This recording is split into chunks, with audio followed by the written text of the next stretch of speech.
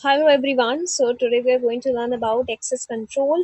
आज हम access control के बारे में बात करेंगे कि access control होता क्या है और ये कैसे काम करता है. तो चलिए स्टार्ट करते हैं access control को. What is access control? Access control होता क्या है? चलो. Access control जो security technique है, ये एक security को रखने की technique है कि सिक्योरिटी मेंटेन रहे दैट रेगुलेट्स हु और व्हाट कैन व्यू और use resources in a computing environment.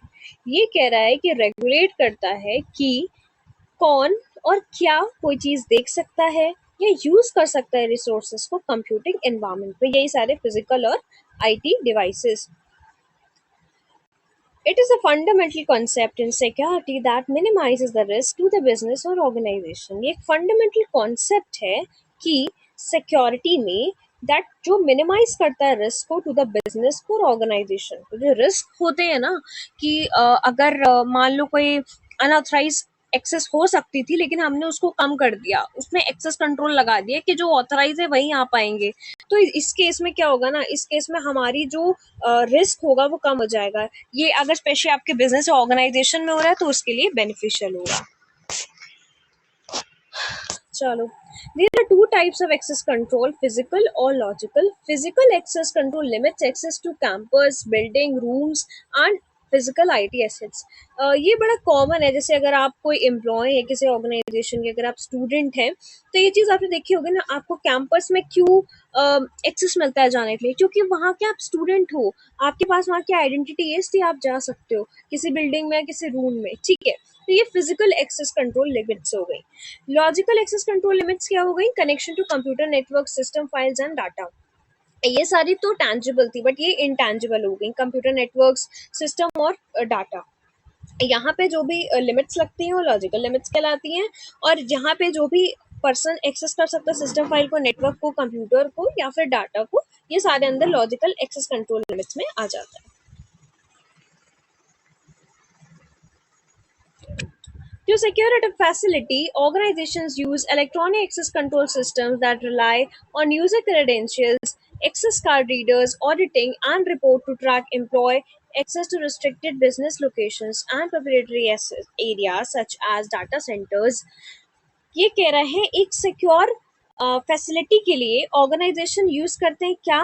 Electronic access control systems को ये यूज करते हैं जो इलेक्ट्रॉनिकली चलता है, जो रिलाई करते हैं यूजर की क्रेडेंशियल को. जैसे क्या होता है ना, मशीन होती है अटेंडेंस वाली यूनिवर्सिटीज में और जगह पे, क्या अटेंडेंस में पंच करनी होती है.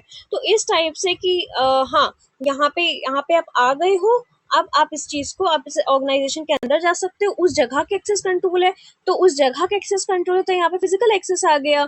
और उस जगह के अगर आपको सिस्टम का भी आपके पास एक्सेस है तो वहां पे लॉजिकल आ गया. तो ये दोनों सारे टाइप के एक्सेस यहाँ पे आ जाएंगे.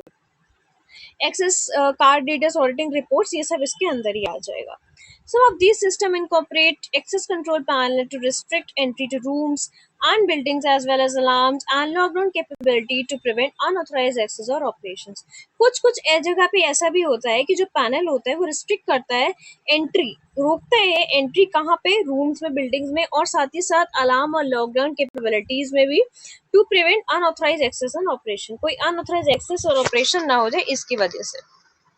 चलो, logical access control system perform identification and authentication and authorization of users and entities by evaluating required login credentials that can include passwords, personal identification number, biometric scan, security tokens और other authentication factors. ये कह रहे हैं जो logical control systems होते हैं ये perform करते हैं आइडेंटिटीफिकेशन ऑफ ऑथेंटिकेशन, वेरीफाइड है कि नहीं यूजर, ये चीज चेक करते हैं और ऑथराइजेशन भी उनको देते हैं. और ये देखते क्या है बेसिकली? लॉगिन क्रेडेंशियल्स देखते हैं जिसके अंदर पासवर्ड आता है, पर्सनल आइडेंटिफिकेशन नंबर आता है, biometric scan such as fingerprint वगैरह हो गया, सिक्योरिटी टोकन और ऑथेंटिकेशन फैक्टर्स को यूज करते हैं. अब ये सारे as example multi factor authentication के अंदर आ जाए, क्योंकि अलग अलग तरीके से यहाँ ऑथेंटिकेशन हो रहा है. So multi factor authentication which is MFA, which requires two or more authentication factors, is often an important part of a layer defense to protect access control. जैसे मैंने पिछले वीडियो में बताया था, अगर आपने वो वीडियो नहीं देखी तो प्लीज जाके उसे देखिएगा, आपको मल्टी फैक्टर ऑथेंटिकेशन और अच्छे से समझ में आएगा. ओके, तो यहाँ पे एक से ज्यादा, दो से ज्यादा ऑथेंटिकेशन फैक्टर्स को यूज किया जाता है. एक इम्पॉर्टेंट पार्ट है लेयर डिफेंस का. मान लो कोई एक जैसे अगर आपका लगा तो ऑथेंटिकेशन का फैक्टर जो मेथड है, और उसमें अगर किसी हैकर या अटैकर ने क्रैक भी कर लिया पासवर्ड, तो एटलीस्ट आपके पास जब मल्टीपल लेयर्स होंगी ना डिफेंस की, तो उसके लिए मुश्किल हो जाएगा क्रिटिकल एसेट्स तक पहुंचना. ठीक है, तो इसकी वजह से क्या क्या होता है, ये इसलिए होता है to protect access control systems. Okay, अब ये कह रहे हैं हाउ एक्सेस कंट्रोल वर्क्स. अब ये एक्सेस कंट्रोल जो है ये काम कैसे करता है, चलिए देखते हैं. Access control identified individual or entity verify the person or application is who or what it claims to be, and authorizes the access level and set of actions associated with the username or IP address.